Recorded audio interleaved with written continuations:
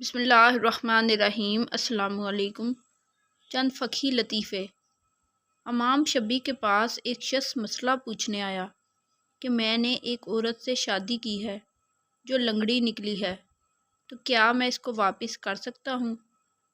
آپ نے فرمایا کہ اگر تو اس کے ساتھ ریس لگانا چاہتا ہے تو پھر بلا شبہ واپس کر دے۔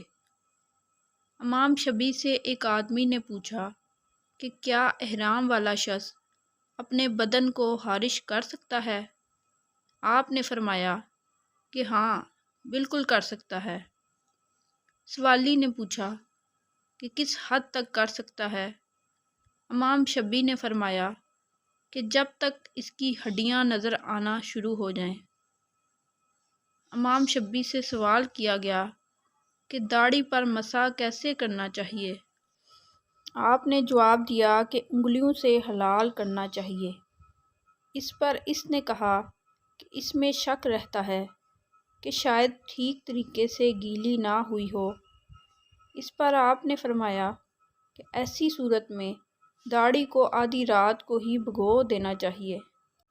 امام ابو حنیفہ کے پاس ایک شخص مسئلہ پوچھنے آیا کہ جب نہر میں نہایا جائے تو منہ قبلے کی طرف کرنا چاہیے یا دوسری طرف؟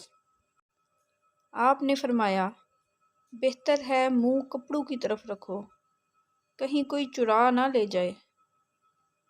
شیخ ابن عثیمین اور ابن باز ایک مجلس میں اکٹھے تھے کہ ایک شخص نے سوال کیا کہ اس کا ایک دوست کہتا ہے کہ وہ ایک آلہ ایجاد کرنا چاہتا ہے جو نماز میں غلطی پر ٹوک دے گا، تو کیا ایسا آلہ بنانا جائز ہے؟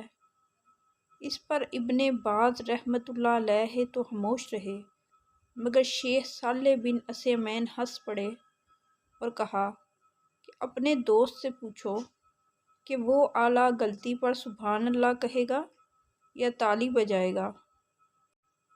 ابن عثیمین سے ایک شخص نے پوچھا کہ بندہ جب دعا کر لے تو کیا کرے؟ شیخ نے جواب دیا کہ ہاتھ نیچے کر لے۔ شیخ ابن عثیمین نکاح کے موضوع پر درس دے رہے تھے۔